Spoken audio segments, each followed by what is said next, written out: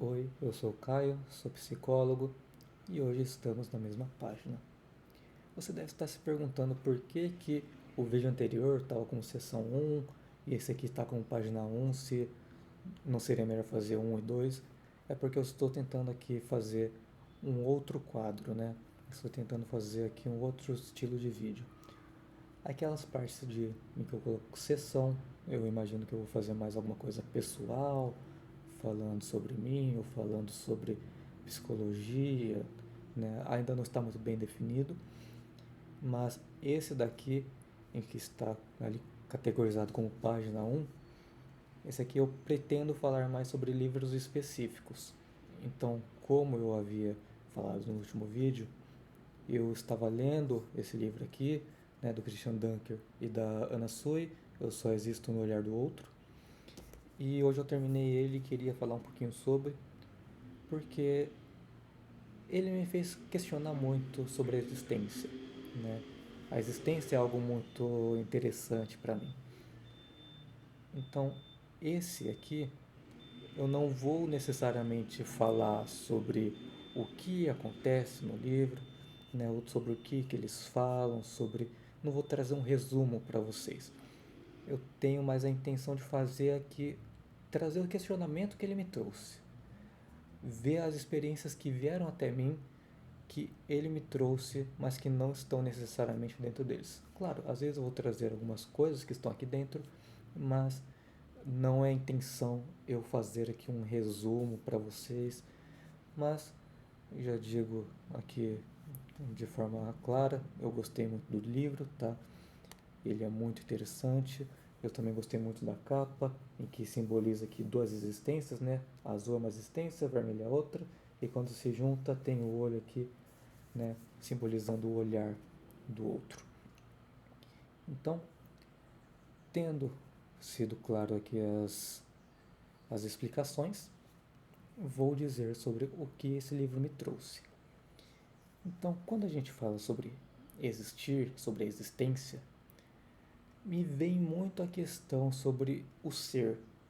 O que eu sou, quem eu sou, por que eu sou.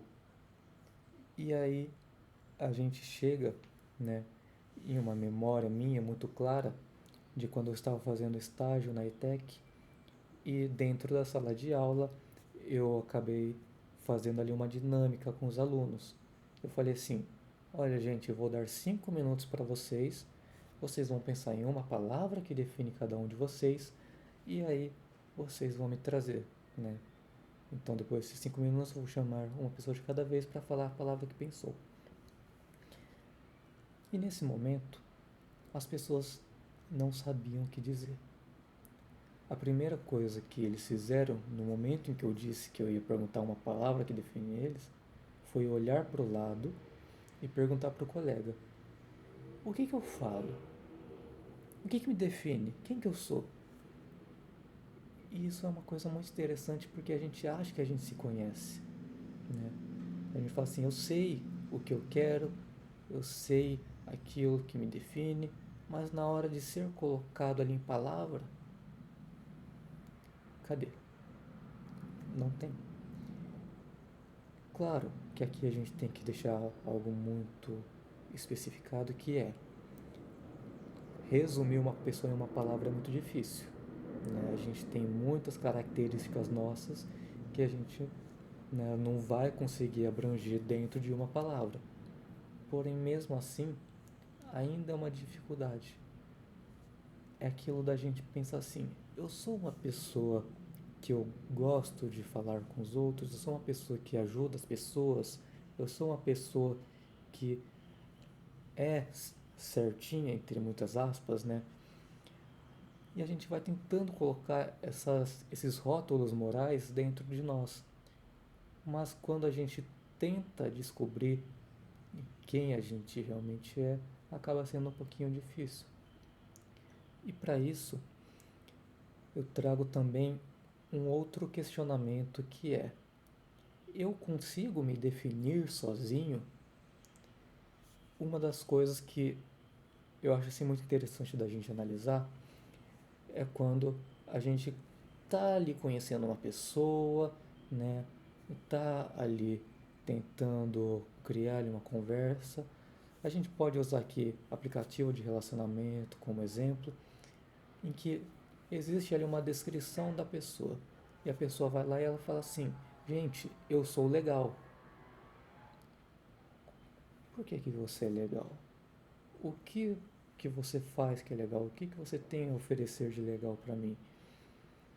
E claro, não estou falando que isso significa que a pessoa não vai ser legal. Mas qual que é essa definição de legal? Qual que é ali a métrica? O que está simbolizando isso? É a mesma coisa da gente ir ali, por exemplo, em uma hamburgueria e está escrito lá, melhor hambúrguer de São Paulo. Mas às vezes foi eles mesmos que categorizaram isso, aquele lugar como o melhor hambúrguer de São Paulo. Não tem ali uma métrica. Eles falaram assim, isso daqui vai vender mais. E essa parte de vender é uma parte que eles pegam no livro. A gente se vende para o outro. O como que eu quero ser visto pelo outro, né? Então, quando eu conheço uma pessoa diferente, a gente pode aqui pensar, por exemplo, em relacionamentos, a gente acaba ali imaginando sobre o como que aquela pessoa vai gostar que eu seja, como aquela pessoa vai querer me conhecer. E para isso, muitas vezes a gente acaba mudando um pouco quem a gente é. Então, se normalmente eu saio ali de casa com o cabelo um pouquinho desarrumado, se eu não tenho costume de passar perfume, eu vou sair com uma pessoa nova, eu vou lá, eu passo perfume, penteio o cabelo, me arrumo, às vezes vou comprar ali alguma coisa diferente para levar para aquela pessoa, eu vou levar num restaurante mais chique, eu queria pedir tal comida, só que eu não quero parecer infantil ou não quero parecer alguma outra coisa, eu vou pedir isso daqui porque esse aqui é mais chique, esse daqui é mais elegante. Então a gente vai acabar ali mudando um pouco de quem a gente é, entre muitas aspas, para a gente agradar aquela outra pessoa. Então isso também, de certa forma, é um existir para o outro. Uma outra coisa que eles trazem é a questão de eu também ser um outro. Isso pode ser uma coisa um pouquinho confusa da gente entender. Mas eu trago aqui um filósofo, eu acho que era Heráclito, não tenho certeza, mas que ele falava que a gente nunca consegue se banhar no mesmo rio duas vezes. Porque da segunda vez que eu for me banhar nele, o rio já não é mais o mesmo e eu também não sou mais o mesmo. Como assim eu não sou mais o mesmo? Eu ainda sou a mesma pessoa, eu ainda estou indo lá. Mas na segunda vez você já experimentou o rio pela primeira vez. Você já conseguiu um conhecimento a mais, conseguiu gostos a mais. Às vezes você foi depois de um ano e dali você mudou alguma opinião sua, você mudou ali um jeito de pensar sobre algum assunto. A todo tempo a gente está se transformando, mesmo que a gente não perceba. E com isso, eu te pergunto: você conseguiu perceber alguma diferença sua, corporal mesmo, na sua aparência, de ontem para hoje? Eu digo que eu não reparei em mim, porque eu não consegui ver nenhuma diferença. Para mim, eu estou extremamente parecido comigo de ontem. Mas os meus pelos, meus cabelos cresceram ali milímetros. Questão de coisa que a gente não consegue nem perceber, mas cresceram. Alguma ideia minha mudou de ontem para hoje. Então são pequenas coisinhas que a gente vai mudando com o tempo, mas que no começo assim a gente pode não perceber. Mas com o longo ali do tempo a gente percebe a diferença. Então, da mesma forma que eu falei aqui, corporal, né, que a gente não percebe que a gente cresceu um pelinho assim, quase nada de um dia para o outro. Se a gente for reparar o eu de hoje com o eu de, por exemplo, 5 anos atrás, eu consigo perceber a diferença, consigo perceber o quão grande foram essas mudanças. Isso não significa que de 5 anos para cá eu tive uma mudança, mas eu tive várias mudanças ao longo do tempo e isso tudo é um processo. Ao mesmo tempo que eu estou aqui, eu estou num processo de mudança. Esse processo ele nunca se acaba. Desde o momento que eu nasço até o momento em que eu faleço, eu estou ali num processo de mudança. Inclusive, querendo ou não, até um pouquinho após a morte, a gente ainda tem um processo de mudança, né? Mas, sem pensar aqui nessa parte um pouquinho mais trágica, vamos focar na vida do agora. Então, quem que eu sou? E quem que é o outro? O que eu sou, eu não sei. Em um momento eu sou algo, em outro momento eu sou outro. Isso depende muito do tempo, do contexto, o quando, o como. E quem que é o outro? O outro, a gente pode pensar na outra pessoa, mas a gente também pode pensar em nós mesmos. E com isso trago aqui um questionamento do livro, né? Quando a gente olha para o outro, a gente também não está olhando para nós mesmos, né? A gente não está tendo ali um olhar de certa forma narcísico em relação ao que a pessoa está observando de mim. E para isso, eu posso aqui questionar para vocês o como que você acha que as pessoas te veem, certo? Então, eu dei ali o exemplo, né, de iniciar ali um relacionamento, tá conhecendo a pessoa pela primeira vez. A gente está fazendo tudo aquilo com um cuidado para o como a pessoa vai nos ver. Mas eu não consigo me colocar 100% no olhar do outro. É impossível eu saber o que aquela pessoa está pensando, eu saber ali o que ela vai achar de mim. O que eu estou fazendo é, eu, de acordo com o que eu acho, vou me basear nisso para fazer algo bom para aquela pessoa. E isso é um pouquinho da gente impor a nossa visão no outro. Pode ser, né, eu tinha utilizado ali o exemplo do cabelo bagunçado, pedir tal comida e tal. Pode ser que aquilo que eu achava que seria aversivo para aquela pessoa, na verdade fosse o ideal. Às vezes estou tão preocupado em pedir a lagosta ali no restaurante para parecer chique, e vai lá a pessoa e pede lá um hambúrguer com batata, né? E a pessoa não vê nenhum problema nisso, porque é a subjetividade dela. Mas eu estava com tanto medo que eu projetei aquela insegurança naquela pessoa. Isso é algo que vem desde a nossa infância. Então, tanto eu quanto qualquer pessoa que estiver assistindo aí esse vídeo, os nossos pais, né, nossa mãe, nosso pai ou qualquer pessoa que tenha ali ficado muito próxima de nós antes da gente nascer, eles projetaram alguma coisa dentro de nós. E a gente pode pensar, por exemplo, o nosso nome, a gente pode pensar sobre o que os nossos pais queriam que a gente fosse. Então, eu posso aqui imaginar que se eu for ter um filho algum dia, eu quero que ele se chame José, que ele vá cursar direito, que ele vai se tornar juiz, ele vai me cuidar ali no meu leito, né? E planejar ali como que aquela pessoa vai ser. Quem que eu quero que meu filho seja? E isso acaba se tornando algo um pouquinho de a gente amar uma pessoa que não existe. E por quê?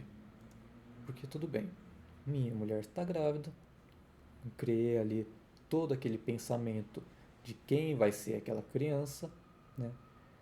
E primeiro que já temos ali a primeira quebra de expectativa, que durante a gravidez a gente descobre que não é um menino. Então não tem como ser o José. Vai ser uma menina. E a gente vai chamar de Maria.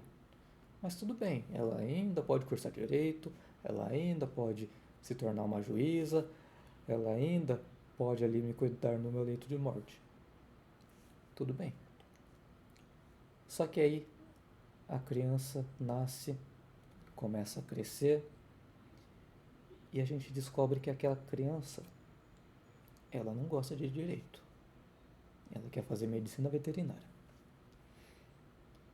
E aí, o que eu como pai, eu como mãe, a gente vai fazer?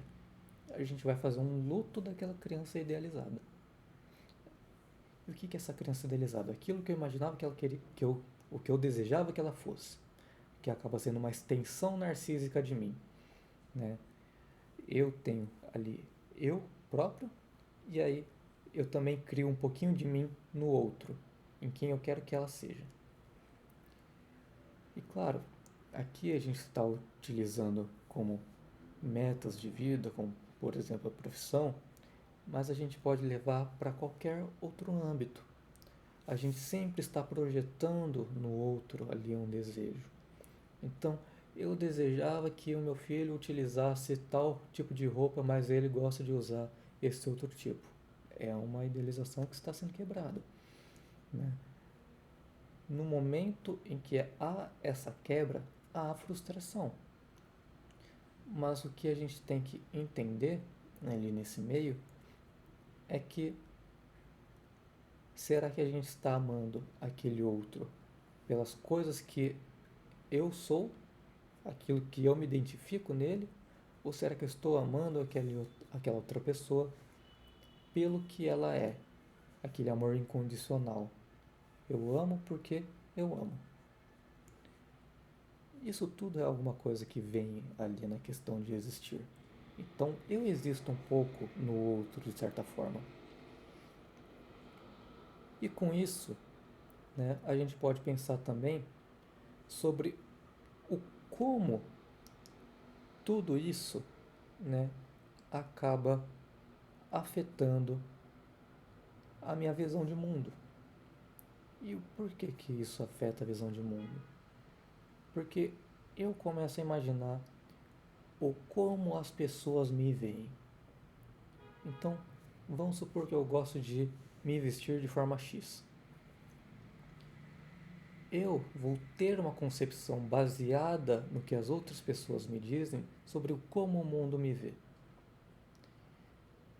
E claro, isso pode ali reforçar ou pode ali fazer que eu tenha ali um pouquinho de aversão àquilo. Então, pode ser que eu utilize mais aquele tipo de roupa, pode ser que eu deixe de usar aquele tipo de roupa baseado no olhar do outro. Mas isso não é necessariamente alguma coisa que vai necessariamente dizer o que eu preciso fazer, o que eu preciso ser, o que vai ser de mim.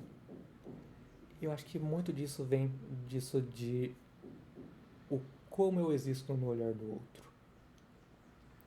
Porque é aquilo, se eu não cortar meu cabelo de certa forma, o mundo não vai gostar de como eu sou. Então eu não corto. Os meus pais queriam que eu fizesse medicina veterinária. Eu não fiz.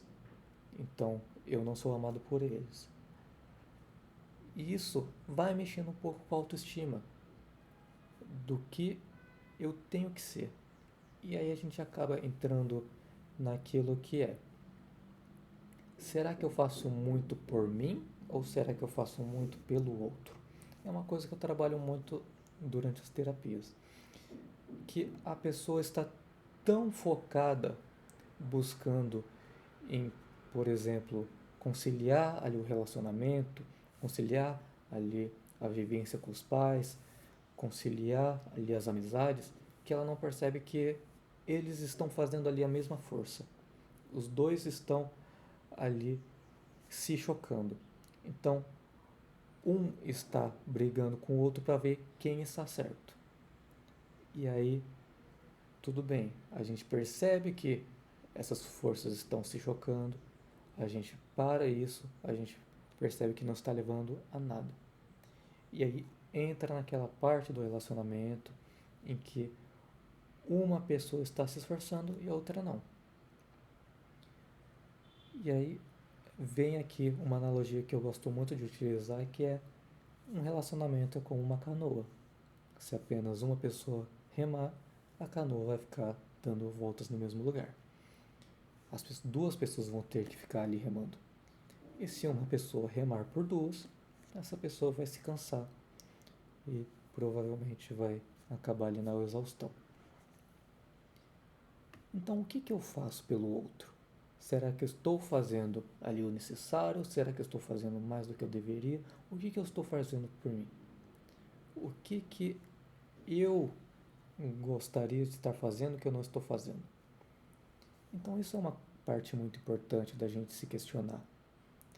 Porque muitas vezes a gente está lá dentro de um relacionamento e a gente está lá fazendo tudo pelo outro, a gente está ali, nossa, o meu marido gosta que eu faça isso, então vou lá fazer para ele. O meu marido não gosta de lavar a casa, então eu vou lavar a casa.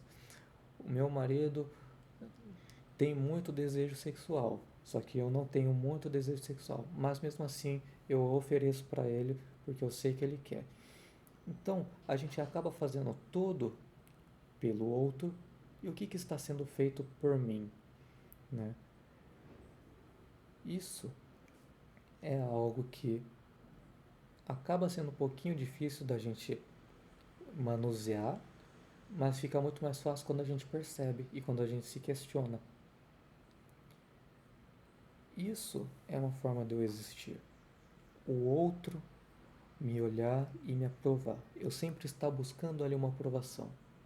Então, como eu falei, né, nesse último exemplo, se eu fizer essa janta para ele, ele vai ter uma visão boa sobre mim. Se eu ficar aqui e der esse prazer sexual para ele, ele vai me aprovar, ele vai querer continuar a ficar comigo. Então, o que a gente está fazendo não é nutrindo ali necessariamente uma relação. A gente está ali tentando ali empurrar alguma coisa à força. Eu estou projetando ali o que eu acho que o outro deseja de mim. E nisso vem uma conversa também que eu tive com uma amiga recentemente. Recentemente não, acho que deve fazer um mês mais ou menos. Um mês, 2 meses. Em que a gente estava questionando muito sobre vontades de ter ali filhos, né? E essa minha amiga estava ali muito em dúvida sobre se ela queria isso, se ela tinha o desejo de ser mãe, se ela queria uma criança ou ser mãe, que são duas coisas diferentes, bem claro, bem importante deixar claro isso daqui. E nisso a gente acaba vindo naquele pensamento que é: eu quero ser uma mãe melhor do que minha mãe foi, eu quero ser um pai melhor do que o meu pai foi. Mas o porquê que nossa mãe ou nosso pai não foi tão bom quanto a gente queria que eles fossem? Muitas vezes não é porque a mãe ou o pai não quiseram ser bons para nós, mas muitas vezes eles estão muito grudados com aquele eu narcísico deles, com com aquela questão de eu quero dar para aquela criança o que não foi dado para mim. Então percebe o como isso acaba sendo um pouquinho ali engraçado até da gente pensar, que é: eu quero dar para o meu filho aquilo que eu não tive, aquilo que eu queria. E não eu vou dar para o meu filho aquilo que ele quer. Porque são duas coisas diferentes. Então, aquele exemplo que eu tinha dado anteriormente de meu filho vai se chamar João, vai ter vai ter ali uma profissão ali dentro do direito, porque era meu sonho ser ali um juiz. Eu queria ser muito juiz, então agora eu não tinha oportunidade, meu filho vai conseguir ser. Mas seu filho não quer fazer direito. Seu filho não quer ser juiz. E como que você lida com isso? Aquilo vai gerar uma ferida em você. Como assim você não vai fazer direito? Quando eu queria fazer, eu não tive oportunidade. Agora você tem. Mas não é o que ele quer. Isso é eu me deparando com o eu do outro. Então, eu ainda estou me observando quando olho para o outro.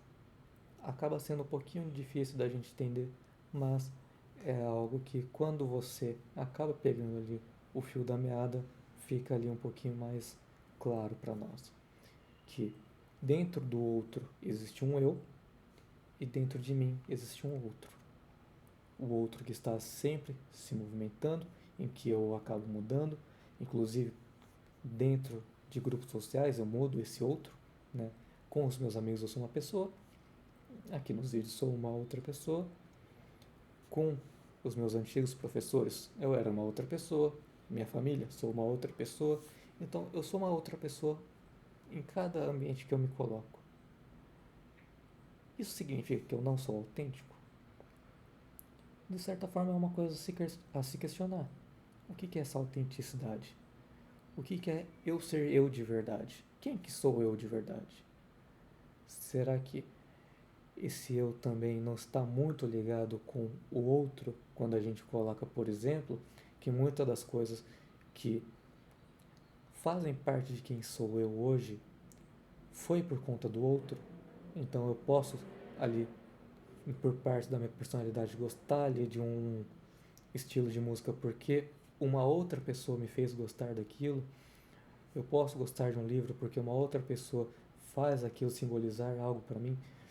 Então, tem partes do outro que eu estou pegando para mim. E como eu falei antes, existe parte do outro que tem muito a ver com eu. Eu me encontro ao encontrar o outro. Isso tudo pra gente acabar se questionando novamente. Quem sou eu? E é uma pergunta que talvez não tenha ali uma resposta. Até porque quem sou eu é algo muito fixo.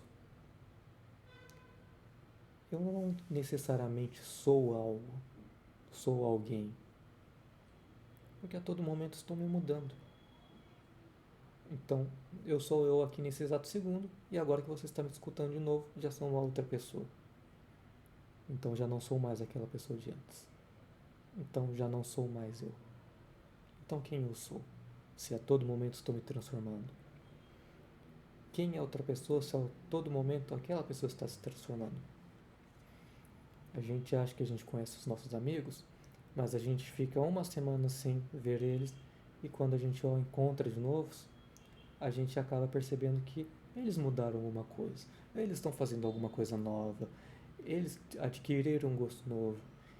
Tudo isso é uma descoberta nova. Tudo isso é eu mudando eu, o outro mudando o outro. E eu descobrindo o outro em mim também. Esse vídeo pode ficar um pouco confuso, né?